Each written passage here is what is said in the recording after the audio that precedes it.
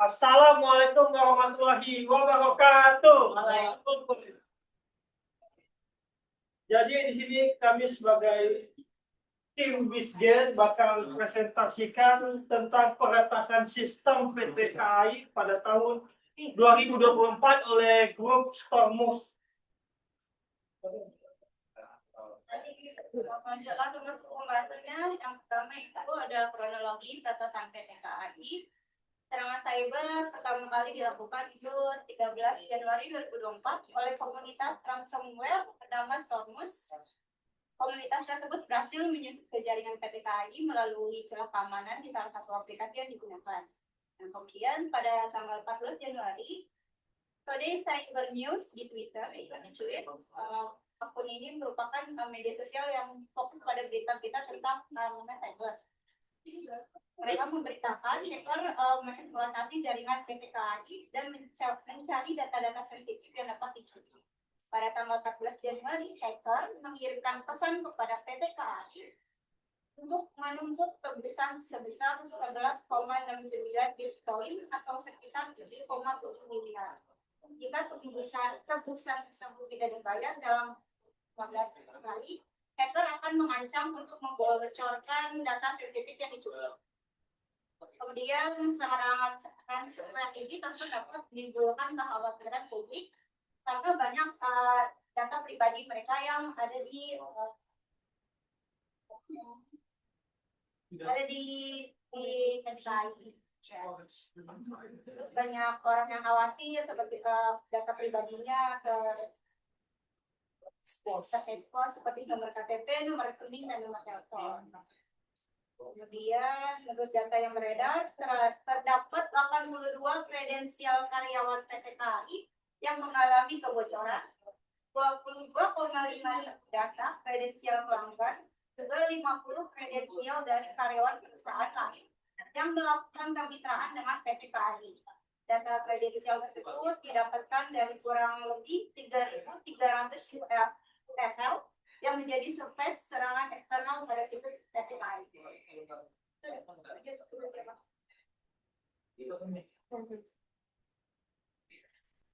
Bagaimana serangan bisa terjadi? Poin keamanan atau risiko yang pertama, kredensial lihat dari pegawai. Jika ada pegawai PDK Kominfo yang data login atau admin akun internal bocor, hacker bisa akun itu masuk ke sistem. Begitu akses pegawai sah diperoleh pertahanan lain mungkin bisa dilintasi. Yang kedua, password bocor. Banyak instansi besar pakai VPN atau akses internet. Jika password VPN seorang pegawai bocor, misalnya lewat phishing, berarti hacker bisa langsung akses jaringan internet. Seakan-akan dia pegawai juga, itu memperbesar kemungkinan serangan seperti ransomware atau pencurian data. Yang ketiga,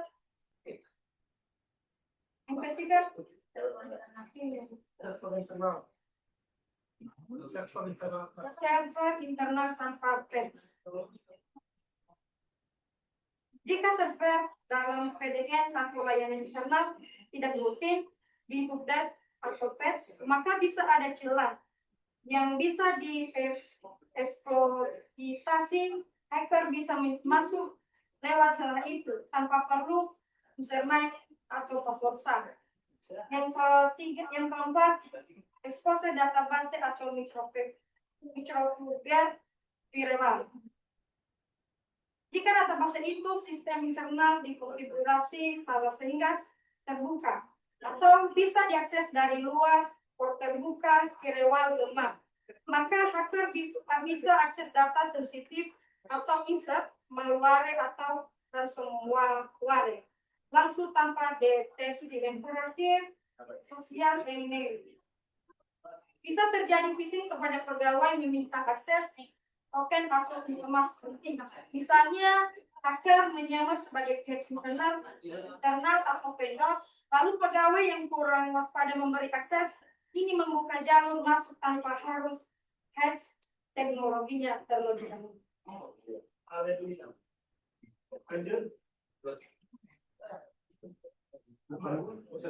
Selanjutnya untuk serangan stormhost atau kemungkinan. Yang pertama itu ada akun pegawai dicuri, akses ke sistem internal. Tahap awal serangan biasanya dimulai dengan pencurian kredensial pegawai, misalnya melalui phishing email, malware, atau password yang lemah. Setelah akun berhasil dikuasai, penyerang dapat masuk ke jaringan atau sistem internal organisasi seolah-olah sebagai pegawai sah. Karena aksesnya terlihat normal, serangan sering tidak langsung terdeteksi. Yang kedua itu eksplorasi dan pencurian data.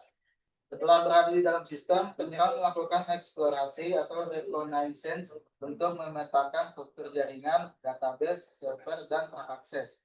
Dari sini, mereka mulai menyalin, mengunduh, atau mengekstrak data sensitif seperti data pengguna, dokumen internal, atau informasi keuangan. Lalu yang ketiga ada exploit pada API atau dashboard internal. Pada tahap ini penyerang memanfaatkan celah keamanan atau vulnerability pada API atau dashboard internal. Contohnya API tanpa autentikasi yang kuat, hak akses berlebih atau over privileged akun, dan yang terakhir itu kesalahan konfigurasi sistem. Exploit ini memungkinkan penyerang mengambil data lebih besar, mengubah sistem, atau mempertahankan akses jangka panjang. Lalu yang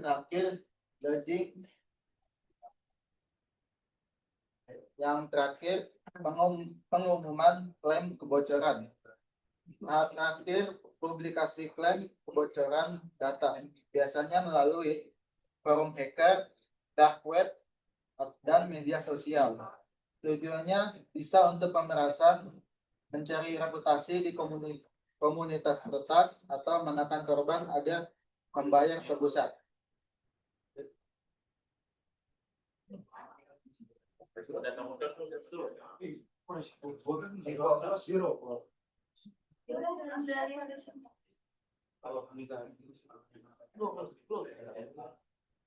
Lanjut kita ke resiko jika data bocor.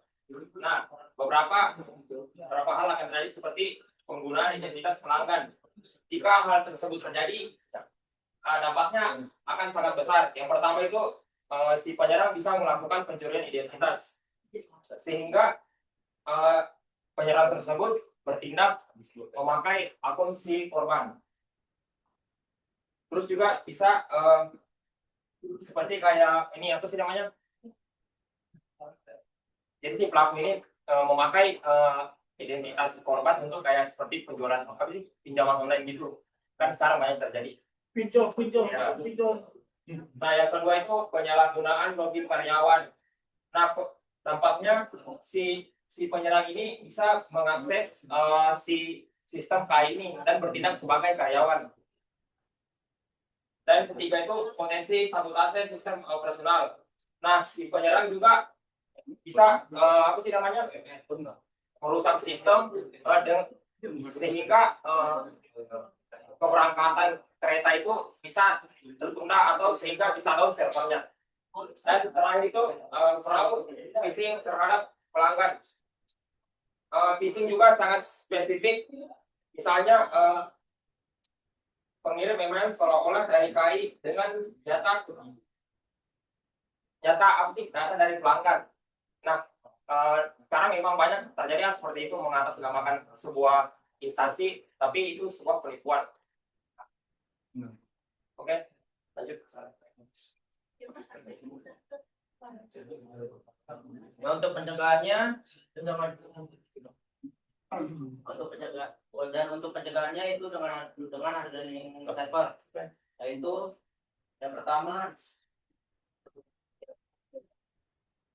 dengan casualty itu untuk keamanan dan juga stabilitas dan performa.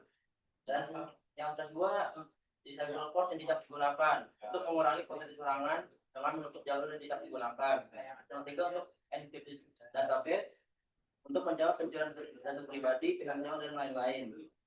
yang keempat audit dan monitoring terutama untuk mengidentifikasi dan memperbaiki masalah sebelum mempengaruhi pengguna. Audit.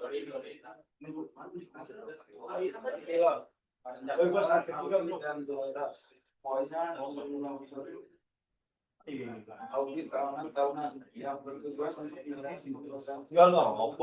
kebijakan dan kontrol keamanan organisasi untuk mengidentifikasi kerentanan dan memastikan kepatuhan nomor 2 zero trust architecture yang kedua untuk berangkat kerja keamanan yang menggambarkan semua pengguna baik yang berada di dalam maupun di luar jaringan organisasi untuk diverifikasi, diberi otorisasi dan divalidasi secara ketat sebelum diberikan akses sumber daya dan data. Ya, yang selanjutnya prinsip best feedback. Apa itu prinsip best feedback? Yaitu untuk mengurangi resiko keamanan, bagi membatasi kemampuan penyerangan untuk bergerak secara lateral di jaringan jika penipu tersebut akan disubstitusi, dan membatasi dampak malware, mencegah malware menyebar dirinya sendiri atau menyebar lebih jauh tidak memiliki hak untuk melakukannya, dan meningkatkan stabilitas dan kinerja, mengurangi konflik antar aplikasi dan resiko non-strike, dan memudahkan audit dan kepatuhan lingkungan yang lebih terkontrol, memudahkan audit kepatuhan seperti PCI, TLS, dan lainnya. Dan selanjutnya MPA untuk internal. MPA untuk internal itu keamanan itu tambahan melindungi akun internal, terutama istimewa administrator dari serangan phishing atau pencurian kredensial. Verifikasi identitas kuat memastikan orang yang login benar-benar memiliki akun dan tidak hanya sekedar tahu kata sandinya. Pelindungan data perusahaan, mencegah akses ilegal ke data sensitif perusahaan atau seperti yang dilakukan oleh pelaku ancaman.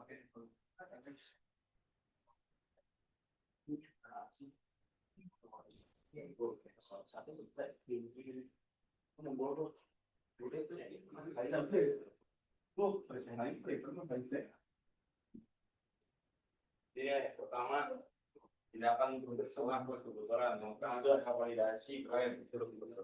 Validasi klien itu kok masih pakai bahasa Inggris semua?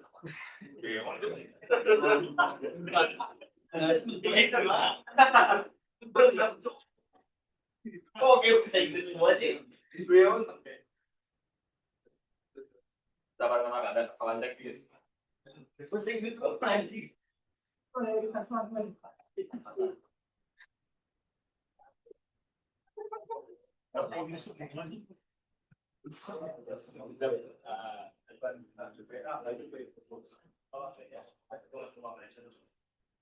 Apakah itu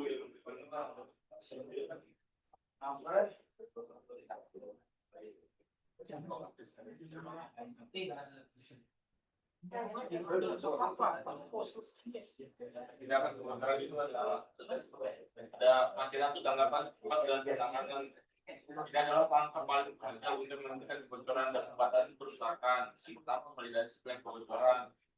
Segera langsungkan penyelidikan awal untuk memastikan apakah kebocoran benar-benar terjadi, bukan sekedar rumor. Yang kedua itu ada isolasi sistem. Di sini ada dua.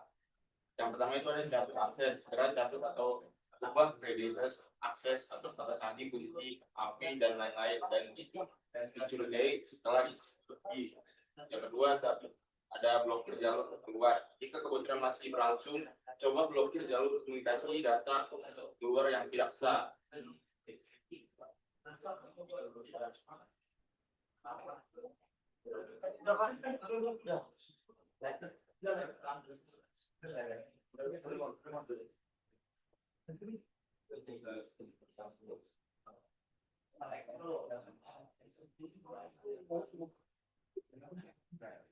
Jadi kesimpulan dari kasus peretasan PTK ini adalah bahwa setiap kesalahan kecil dari sistem perusahaan itu dapat merugikan masyarakat, termasuk kesalahan kecil dari karyawan itu bisa membocorkan setiap dokumen atau hal pribadi dari pelanggan mereka, dan juga di sini kita juga belajar bahwa kita harus lebih teliti lagi dalam melakukan pekerjaan kita, termasuk dalam yang berkaitan dengan data seseorang atau apapun itu, agar hal tersebut tidak merugikan dan juga tidak membawa dampak buruk bagi orang lain. Jadi sekian dari presentasi kami. Jika ada yang ingin bertanya, silakan. Oke, Tanya ya. Ada banyak tuh orang yang bisa ditanya satu-satu. gua aja tanya.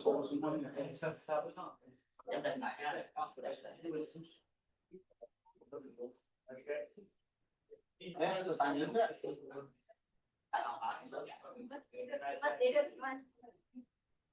Udah gua aja begini apa?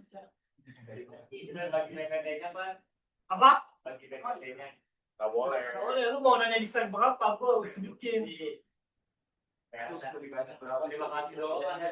Itu kumpulan nggak ada ya, udah ditutup. Karena kan ditutup nih. Ini. Oke, sekian dari ngomong kami. Ini nggak ada nanya emang ini. Udah gua kirim. Dimas mau nanya Dimas. Nggak ada nanya. Yang kita berdua itu loh, itu ada, ya saja. Family.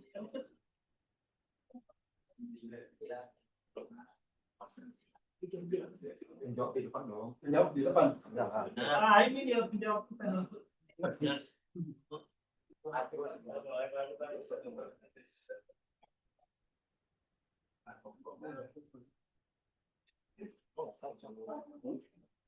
Satu, dua, tiga.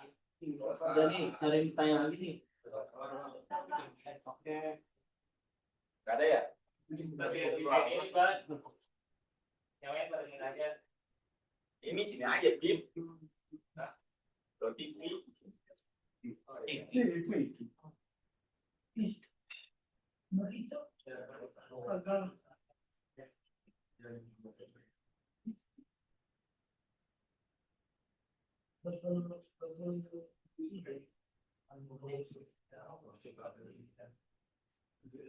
Mana pertanyaannya? Nungguin dong mereka.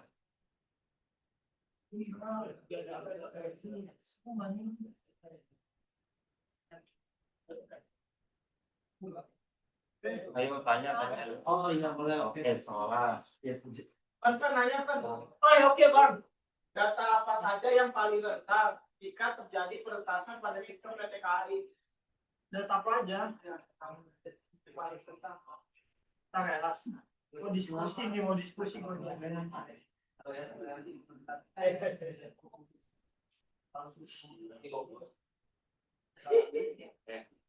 jawab dong. Karena PTKI itu apa dia usahanya di namanya jasa transportasi, apalagi kalau misalnya kita mau beli tiket itu kan pasti ada apa namanya data-data diri kita. Yang paling rentan itu sebenarnya data-data pelanggan sih, soalnya kan yang paling dicari sama hacker itu kan data pelanggan, soalnya dia bisa kayak jadi itu dijual lagi atau nanti dimanfaatin kayak tadi dibilang jadi apa namanya penyalahgunaan itu juga bisa buat pengancaman. Jadi karena banyaknya dari data pelanggan, jadi dia bisa melakukan pengancaman ke pelanggan-pelanggan itu, jadi dia bisa minta duit dari pelanggan itu. Sebenarnya emang data pelanggan paling rentan sih, tapi emang harusnya itu data pelanggan yang paling gak boleh buat apa namanya tersebar luaskan atau terhack gitu. Tapi nggak menutup kemungkinan data karyawan, data-data yang lainnya juga nggak ini. Cuman kalau misalnya dari kebanyakan kasus emang paling banyak itu data pelanggan pasti tersebar. Makanya hati-hati juga kalau misalkan kita mencet sesuatu di klik next web gitu. Apa menjawab soal? Belum menjawab. Enggak sih, ini tambahan lebih spesifiknya sih. Data yang paling rentan itu kayak nama nih. Nah, Lebih spesifik kan data paling mudah yang kita Ada lagi? mau nanya. Oh iya. ada lagi. Tanya aja yang apa yang kalian mau tanyakan. Jangan cari pertanyaan yang susah gitu. Jadi kayak Masuk apa pertanyaannya? Terima kasih. ya apa? Kalau pakai kalian sebagai tim KAI-nya itu kalian bakal ngapain? Pertama dan hal yang paling penting loh kayak yang bilang ini pas tahu kejadian ada Yang paling pertama pasti audit sih semuanya. Terus sistemnya diaudit, terus apalagi yang megang-megang data-datanya juga boleh jadi satu, istilahnya diadain sekarang semuanya diaudit semua. Di yang megang data, dan yang megang tiket, kan maksudnya yang ngurusin tiket, itu kan pasti ada bagian-bagiannya kan. Yang paling pertama pasti dilakuin audit, terus yang kedua bisa langsung cari tahu nih, benar-benar langsung cari info itu di mana. Itu benar-benar kalau misalkan audit kayak gitu emang harus cepet ya, kalau nggak bisa tersebar, kalau nggak ya bagi bisa bocoran audit. Sebenarnya yang paling penting itu di tim bagian sistemnya sih, dia benar-benar harus langsung ngeblok akses hackernya itu. Jadi benar-benar harus cari tahu, benar-benar langsung harus lihat di mana. Yang paling penting emang di situ sih, soalnya kan hacker itu kan ngeblok ngehack web gitu kan. Nah, makanya yang paling itu bagian apa namanya yang megang sistem Operator. dia operator kantor langsung nyari celahnya buat untuk akses hacker itu. Jadi tadi bilang server untuk mengakses PTK sistem apa sih web itu ditutup. Iya. Jika ada apa sih namanya kayak hacker kayak gitu. Biar Jadi itu nggak terlalu Iya. yang harus meningkat. Jadi resikonya nggak terlalu menyebar gitu, misalnya nggak terlalu banyak memakan korban gitu. Data-datanya yang hilang, diretas. Paham nggak kak? Nah, Cukup apa ada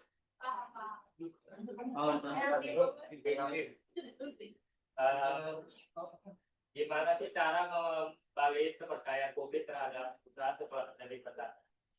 Biasanya kan orang kalau ternyata ada di perdagangan nggak bakal percaya. Gimana cara membangun kepercayaan lagi? Bagaimana cara lebih percaya?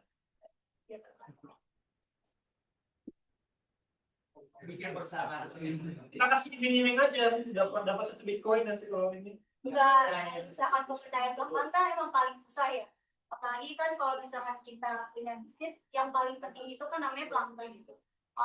Kalau dari aku sendiri, kalau misalkan buat mempercaya balikin kepercayaan pelanggan itu waktu sih, lebih ke waktu. Jadi kita pertamanya mungkin kasih kayak apa sih namanya kalau misalkan ya dispensasi dikasih kayak kan, kalau misalkan emang data pelanggan tersebut bocor, jadi langsung dihubungin nih yang misalkan yang data yang bocor dihubungin buat ngasih tanggung jawab, istilahnya tanggung jawab dari KAI-nya kayak gitu. Nah terus bisa kayak ngasih diskon untuk perjalanan selanjutnya, atau terus meminta maaf, apalagi paling penting itu minta maaf ke publik. Terus terus-terusan ini sih lebih evaluasi ke tim-timnya biar nggak terjadi lagi gitu. Bang Arul tambahin. tambahin sedikit, kan sebelum apa sih namanya, ketika ada peretasan itu pasti sistem itu kayak memberi informasi ke pelanggan, otomatis langsung diberi informasi lewat entah itu lewat email, pesan dan lain-lain. Nah itu sehingga untuk terjadi kecelakaan seperti itu bukan berarti kesalahan dari PTK-nya sendiri, tapi itu emang sengaja diretas oleh orang lain. Jadi itu enggak terlalu, maksudnya untuk ke pelanggan itu enggak terlalu apa sih menjudge si KAI-nya ini. Jadi mungkin kalau untuk rasa percaya itu tetap ada, cuman kayak lebih ke mengkhawatirkan kondisi dia sendiri. Kan itu kan bukan bentuk kelalaian ya, bukan bentuk kelalaian, tapi itu sebuah kecelakaan. Tapi kan kecelakaan berarti itu kelalaian. Enggak, kan itu kan memang diretas orang, kan emang walaupun sistem itu walaupun secanggih apapun pasti ada titik kelemahannya, tetap bisa ada celahnya buat diretas. Itu lalai. Ada lalai kita, lalai abang. Bukan lalai abang. Sebenarnya kalau misalkan AHS kayak itu bisa jadi kelalaian sebenarnya, cuman namanya manusia kan punya tujuan atau punya pikiran berbeda-beda ya. Ada yang tiba-tiba kayak aku pengen ngehacking, kan kita nggak bisa apa namanya, nggak bisa 100% buat ngejaga benar-benar sistem itu nggak bakal hack kayak gitu. Makanya setelah itu kita harus terus-terusan evaluasi, terus audit, terus abis itu ngebenerin sistemnya, terus gimana caranya biar hacker itu lebih susah buat masuk ke sistem jaringan kayak gitu. Jadi ngeblok kan. Nah, kalau misalkan dibilang kelalaian, ada kemungkinan atau bisa jadi emang kelalaian kayak gitu. Gimana? Oke, ada lagi ya? Oh, ada. Oke. Kalau kejadian ini terulang lagi 5 tahun ke depan, apakah kegagalan itu dari segi teknologinya kurang aman kah, atau SDM-nya, atau kalian ada faktor lain yang bisa gagal? Pasti kan teknologi 5 tahun ke depan pasti bakal upgrade kan, dan juga SDM-nya, dan dari kalian dari segi apa, atau dari teknologi atau yang lain. Yang ini yang perlu di ini ya, di upgrade ke depan agar tidak terjadi lagi, ya kan? Maksud pertanyaannya kalau semisal terjadi lagi gimana itu? Kira-kira menurut kalian kegagalannya dari faktor apa di 5 tahun ke depan kalau kejadian ini terulang lagi? Iya, baru jawab lagi. Iya. Jangan jawab lagi. Kalau untuk 5 tahun ke depan kan kita belum tahu nih 5 tahun ke depan yang bakal terjadinya kebocoran kayak apa. Jadi kita nggak bisa langsung bilang oh SDM-nya yang salah, oh ininya yang salah, oh ini yang salah. Kalau misalkan dibilang teknologi pasti udah maju, tapi namanya teknologi kan pasti nggak ada yang sempurna 100%, pasti masih ada celahnya juga kan.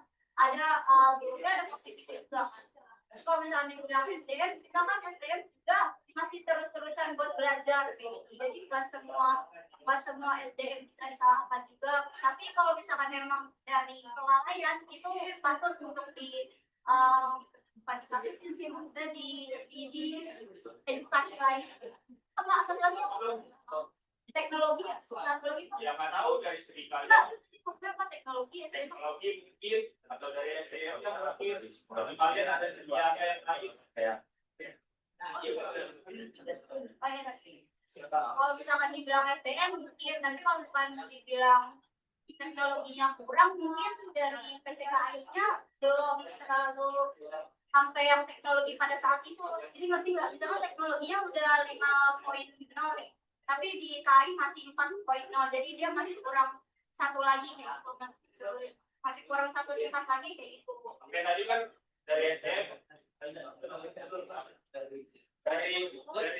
ya ada kan itu ada kemungkinan kan dari kemungkinan teknologi juga kemungkinan. Jadi menurut kalian itu mana yang paling mungkin?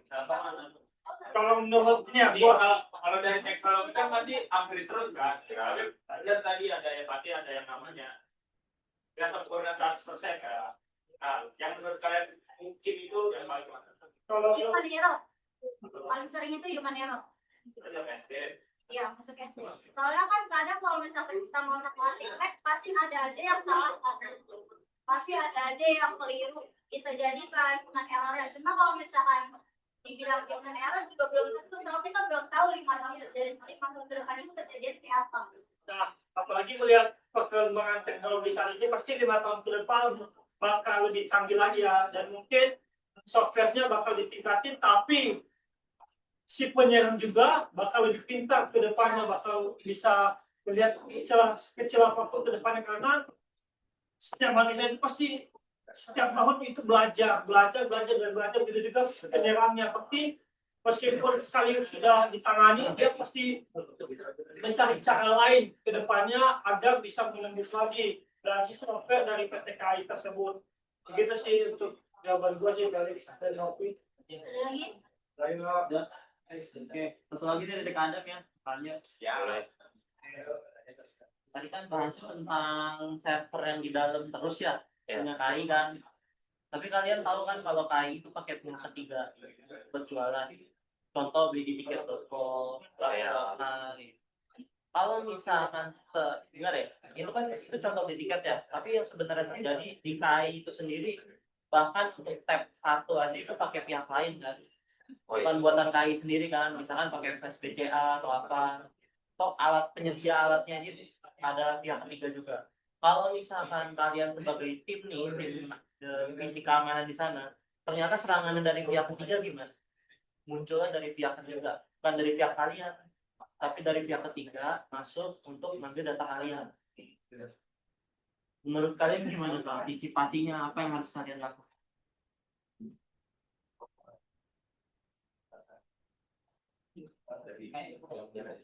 Jadi dari pihak eksternal masuk. Kalau tadi kan pihak internal nih, sekarang kalau dari eksternal masuk gimana? Dari kerjasamanya itu bang. Apa? Dari kerjasamanya itu. Nggak kerjasama, kayak misalnya kayak Traveloka nih, dia pasti kan udah terhubung sama sistem KAI kan, makanya orang bisa beli tiket dari Traveloka, dari tiket. Tapi kalau serangannya dari atas itu gimana? Incaran KAI, jalur itu dipakai, Jalur dari buat serangan KAI langsung. Kira-kira gimana kalian antisipasi?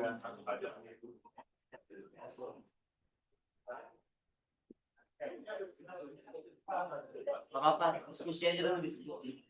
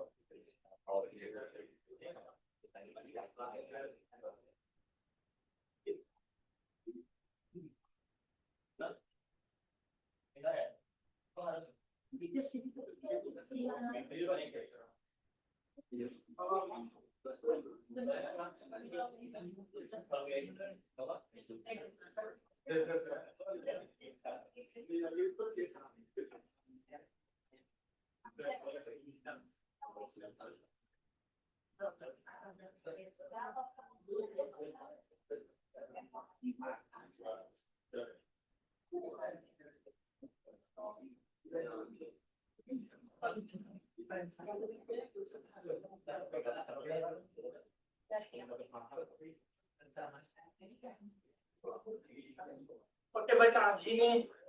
Saya bakal menjawab dan kanan. Bagaimana? Kali gini kan, bagaimana jika penjaraannya terjadi pada pihak ketiga ya? Iya, kalau asalnya Jadi cara mengatasinya itu yang pertama menurut saya itu lebih ke arah audit keamanan lebih ke membatasi data apa saja yang diberikan kepada pihak ketiga. Terus yang kedua itu di perjanjian kontrak pasti ada yang namanya keamanan dari pihak ketiga itu standarnya itu harus tinggi. Mereka tidak. Terus di yang ketiga itu lebih ke informasi dari pihak pelanggan dan yang ketiga itu harus respon itu harus cepat jika terjadi kebocoran itu. Tapi kalau saat terjadi serangan, kira-kira kalian ngapain? Apakah kalian, kalau yang tadi kan kalian langsung buru-buru tutup akses atau gimana? Kira-kira kalau terjadi tujuan, kalian tahu kok asal dari Traveloka nih, kalian ngapain? Nah, kan oke, saya mau jawab. Berarti untuk jawaban tersebut kami bisa mengatakan bahwa di zaman saya ketika tadi itu termasuk di saat pelanggan pihak ketiganya harus bisa cepat merespon dari pihak pelanggannya. Jadi pihak pelanggan itu bisa melaporkan pada pihak ketiga bahwa terjadi kebocoran agar sang pihak ketiga tersebut bisa memperbaiki dari sistem keamanan mereka atau mencegah terus menutup tadi sih kan. Berarti dari KAI nggak nutup? Gimana? Yang terjadi kebocoran pada pihak ketiga kan data mereka bisa Iya. Dari ketiga masuk ke KAI maksudnya. ya kan ini untuk pihak ketiga dulu. Oke. Jadi bakal ini untuk lebih lanjut bakal dari pihak ketiga setelah mendapatkan informasi dari pelanggan, siap pihak ketiga bakal meneruskan informasi tersebut kepada pihak lainnya bahwa gini terjadi kebocoran. Jadi lebih ke sinergi mereka harus lebih kuat sih kan, dari informasi harus lebih cepat disampaikan dan lain-lain gitu. Ya, sehingga bisa cepat selesaikan, ditangani. Intinya sih informasi sih kan. Oke, itu kalau misalkan itu kayak website, tapi kalau misalkan itu ada di alat internal gimana kalau kalian? Kalau internal dari Iya, alat internal ya. Misalkan ada salah satu, ya contoh lah sistem yang scan tiket aja diretas itu gimana? spesifik di KAI Ya, scan tiket entah tiba-tiba diretas itu kan biasanya pihak ketiga kan yang nyediain. KAI ini biasanya jadi pihak ketiga gitu. Kan kalian pernah naik kereta kan ya? Ya, itu biasanya kalian ya print tiket atau biasanya scan yang tiket kalian digital gitu. Apa yang terjadi kalau misalkan si scanner itu dilepas itu gimana kalian kira-kira bakal ngelakuin apa dulu? Kalian tutup lah aksesnya tapi nanti antrian juga nggak bisa jalan atau kalian harus ngapain dulu kira-kira menurut kalian aja Nah, saya boleh. ya Kalau menurut saya sih mungkin server apa sih untuk sistemnya ditutup sementara dan si pihak KAI ini menghimbau ke pelanggannya untuk apa sih kayak maintenance gitulah, sehingga mereka bisa sabar dan menunggu, dan juga dari pihak ini bisa ngasih sebagai apa sih pengganti reward gitu oh karena kayak menunggu itu. iya berarti jatuhnya delay nggak Iya, delay. Itu sebagai bentuk apa sih namanya? apa ya kayak Komentar. komentar Ya, paham. tapi untuk lebih lanjutnya sih ada lebih efisien sih kan daripada Ini efisien. daripada Banget. kata bukan menunggu, tapi menurut saya dari awal dari pihak ketiga itu emang diberhentikan, cuman dari si pihak lainnya harus ada lebih ke cadangan sih kayak bisa scan lewat HP atau apa kan, seperti di pelabuhan sih kan istilahnya ada alat scan dari yang selain dari alat Ya kan ada yang alat ditaruh di depan ya kan. Itu kalau misalnya itu diretas atau gimana, terus gimana ya kan. Ya bagus sih kalau ada cadangannya itu benar. Ya, jadi orang nggak nunggu jatuhnya kalau ya biasanya harus kasih kompensasi. ya itu. Ya, itu ya uang kan, uang lagi kan. Oke, dan cukup deh. Ada lagi pertanyaan nggak? Udah cukup semua? Oke, di close aja ya. Oke, sekian dari kelompok kami. Semoga dari presentasi kami ini bisa memberikan manfaat kepada teman-teman tentang bahayanya pengatasan atau kebocoran digital. Jadi sekian dari kelompok kami. Assalamualaikum warahmatullahi wabarakatuh.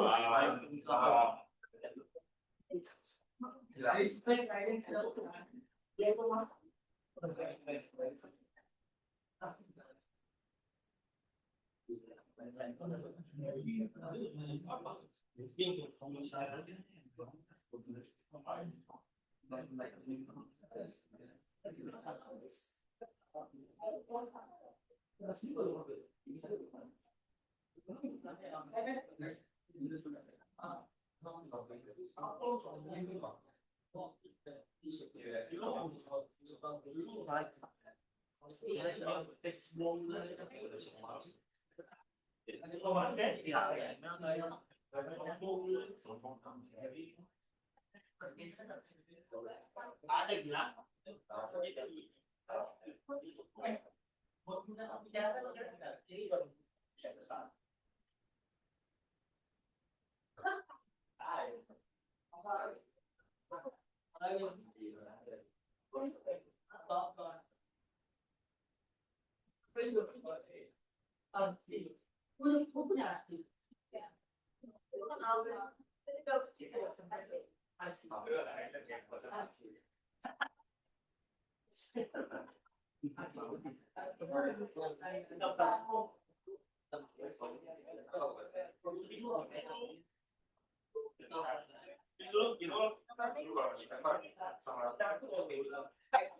Sebelum menjelang UAS ya kan, sebentar lagi kita quiz dulu ya hari ini ya. Jadi minggu depan tuh ya insya Allah bakal ada pra UTS.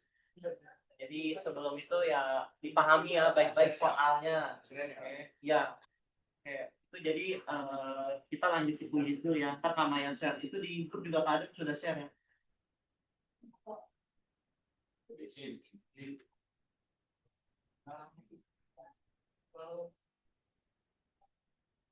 Jalan banyak. Lumayan di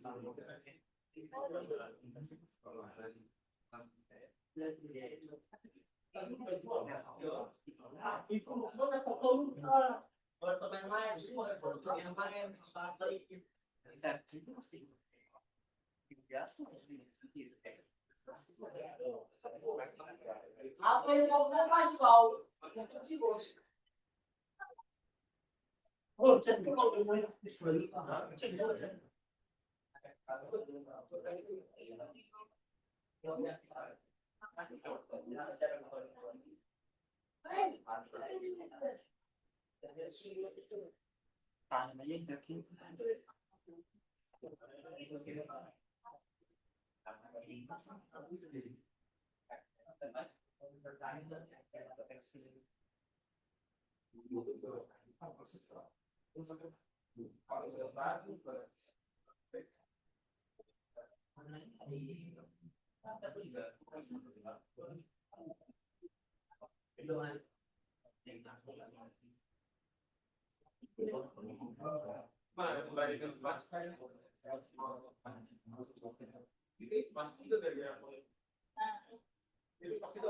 join semua loh. Belum.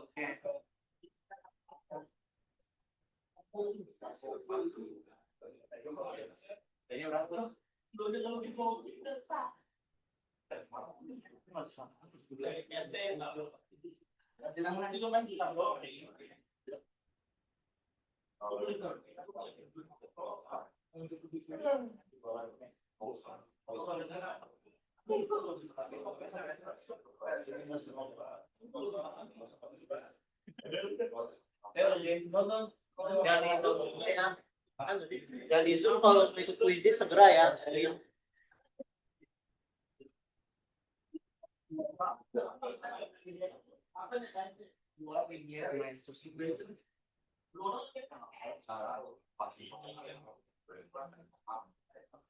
Nama asli ya, nama asli jangan samaran.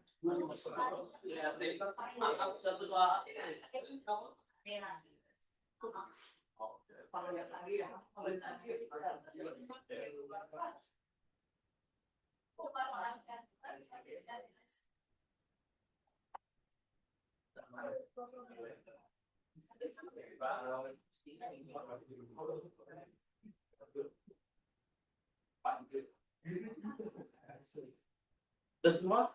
Udah. Belum, Pak.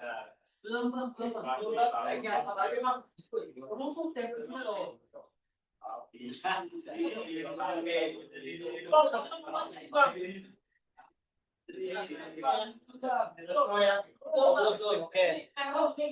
Apa ini? Kayaknya ya.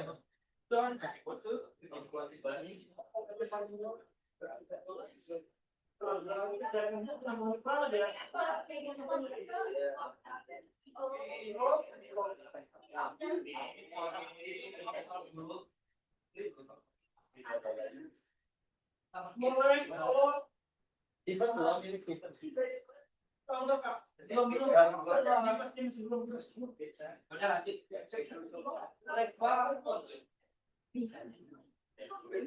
Tanggung siapa lagi yang join sih? Udah banget. Siapa yang nggak bisa jadi event? Si Dimas Kak. Dimas.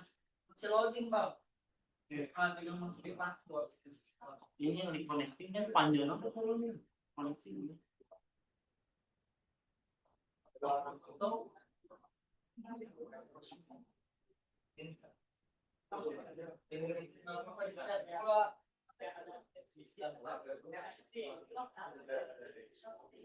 Tunggu nih Mas. Udah ya. Startnya dulu. Oke.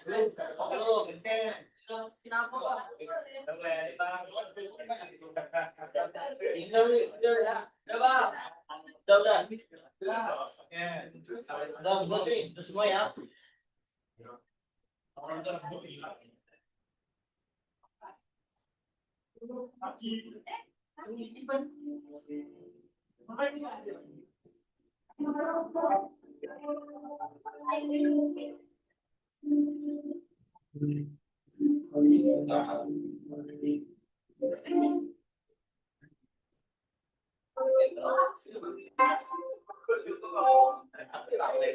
Soal susah dong. Soal apa?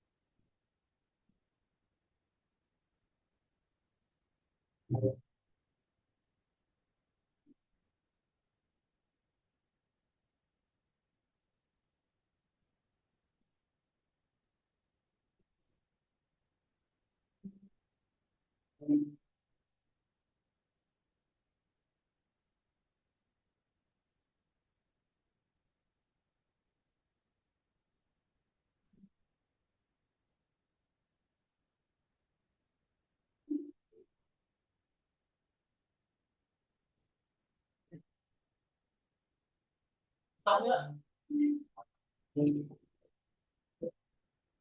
Di bawah.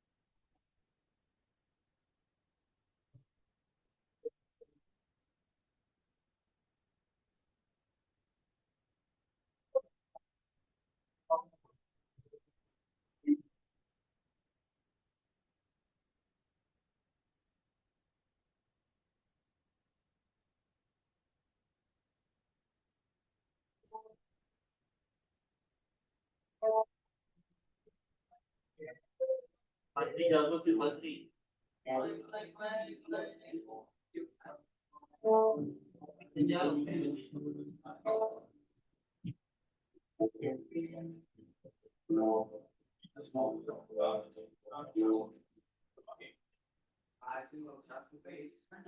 Patri nomor 1 kopi aja.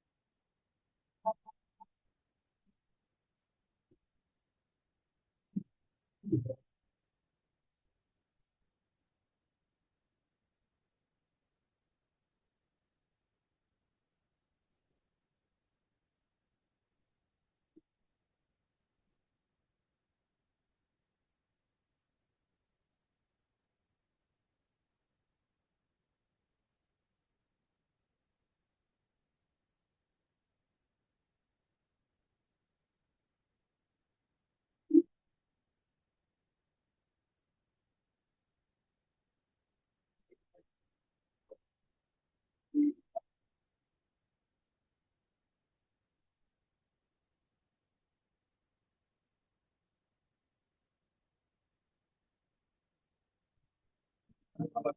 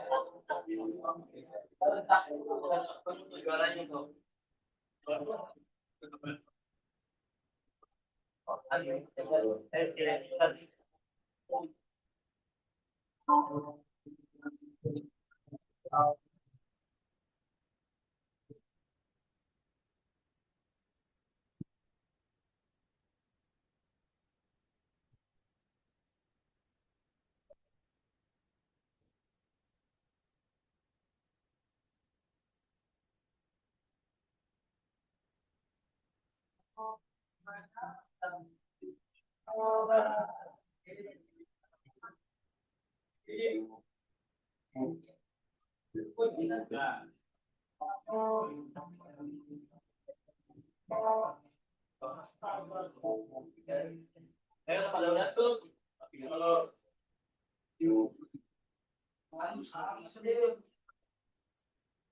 soalnya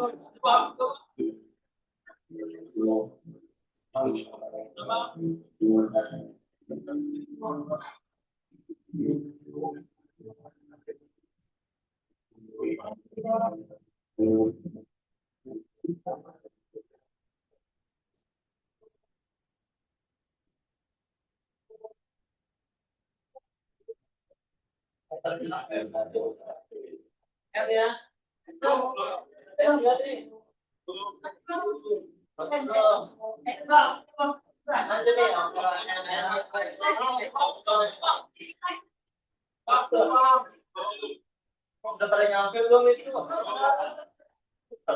Masih punya jalan ya?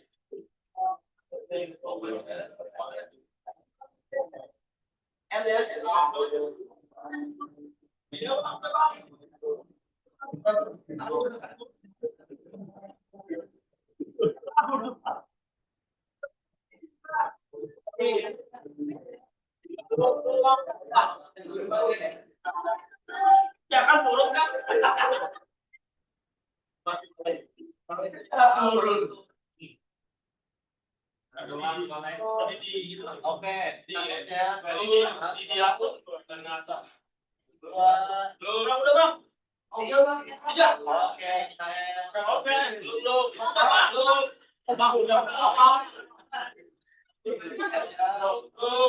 kita ya kita lihat apa ini Rendika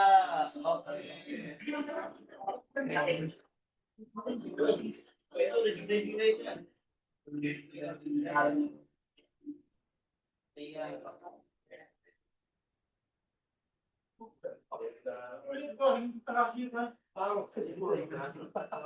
ini banyak banget yang salah ini salah semua ini juga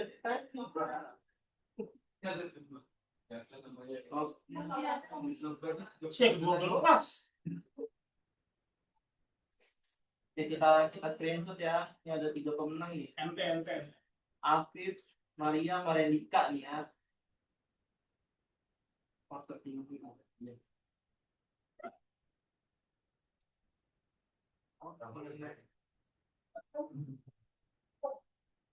oke sebentar guys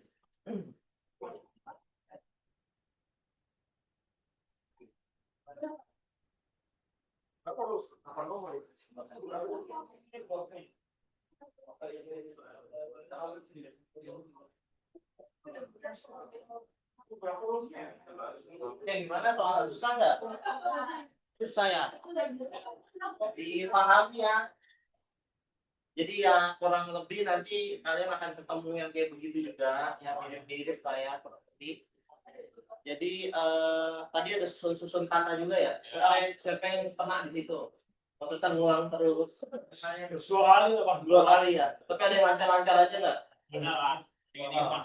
tapi tahu jawabannya ya tahu Tapi Indonesia paling iya kalau sana kayak missing tuh, kebalik-balik. Iya. Jalan-jalan Fishing. iya jadi ya emang sih ada phishing ada sniffing gitu-gitu ya jadi itu memang agak susah jadi ejaannya perlu dipahami juga tapi udah pada paham ya sih tapi udah pada juga sih kita foto dulu ya sebelum kita bubar kita foto dulu ya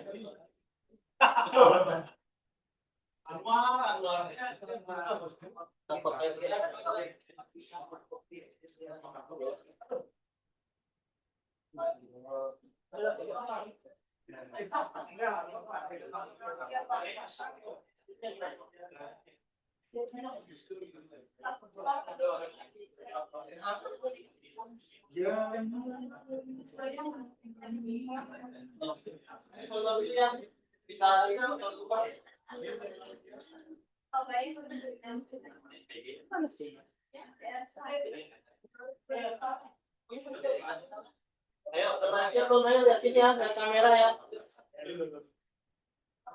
1, 2, 3.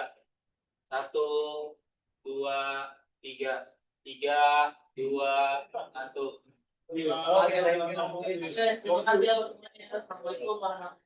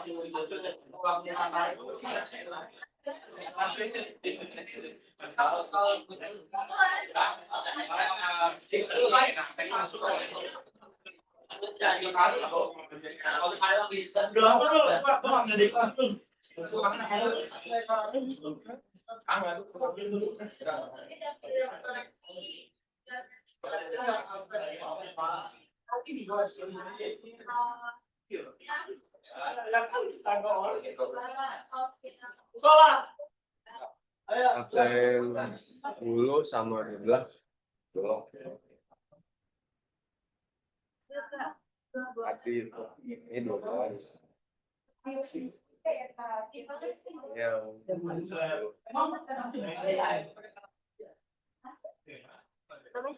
yang tadi kan.